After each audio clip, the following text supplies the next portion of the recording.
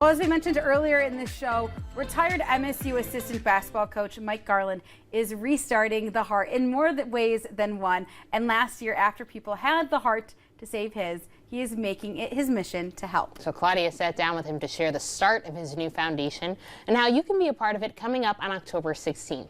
The event will teach people about CPR and how it can save lives, just like it saved his own.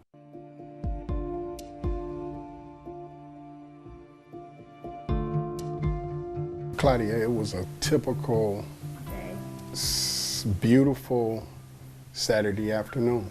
It was the kind of day the new retiree could get used to after a long, successful career. Mike Garland and his wife Cynthia were excited for more relaxing days like this to come. It was actually 26 days past the day I had retired.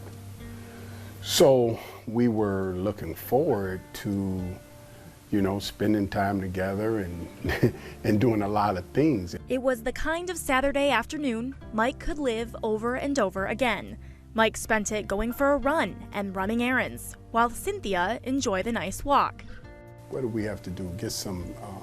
something at the bank, yeah, so we had to have some paperwork or something done at the bank. But she was out walking, and I saw her, and I waved like I normally do. Something just said, hey, go get her, see if she wants to go. So I turned back around. Wow. It was the kind of day you'd wish for in retirement, until it wasn't. So I remember getting to the light and starting to turn, and that's it. That's all. We probably hit the tree about 30, 35. His foot wasn't even on the gas. Okay, yeah. So it kind of coasted. In an instant, their lives were changed forever. The electrical system in his heart failed, sending him into cardiac arrest. Mike was dying right before Cynthia's eyes. I'm speaking to God like, this is our latter days. He just retired, so how can you take him from me now? And he would have died if it weren't for two strangers. Jason Blackwell and John Drolette pulled over to help and call 911. And together the two of them would perform CPR until first responders arrived. He spent the next 24 hours on a ventilator, but it was just the start of his long journey ahead. And most of all, I give glory to God that I'm still here and alive. But the cardiac arrest itself was just really the beginning. The recovery was the toughest thing that I have done in my entire life. His days in recovery weren't just tough, they were long. Mike says he spent a lot of time thinking about his new life and the life he thought he'd have. I had nothing to do but think all day long. But it helped to have dear friends Lupe and Tom Izzo by their side. At that time, the two were working hard on their Izzo Legacy Family Fund, a foundation aimed at community support. I started thinking, you know what, we should think about doing something like this, and I shared that with her, and she was all for it.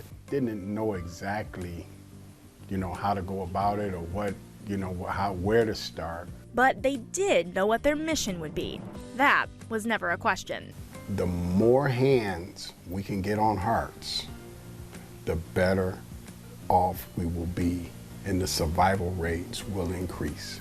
Together, Mike and Cynthia founded Champions of the Heart, a foundation dedicated to providing CPR training to make sure everyone knows how to properly respond to sudden cardiac arrest. Our foundation, in a nutshell, is about bringing awareness about sudden cardiac arrest, what it is, and also if you are in position that you have to help someone that is a victim, you can do so because you know CPR.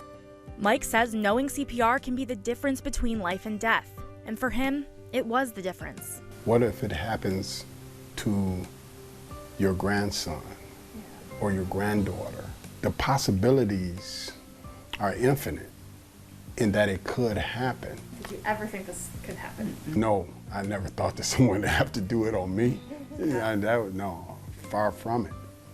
I'm joyful. I'm joyful for every minute of life that I have. You have to become, in touch with life and with the value of life. in the fact that you could give life back to someone.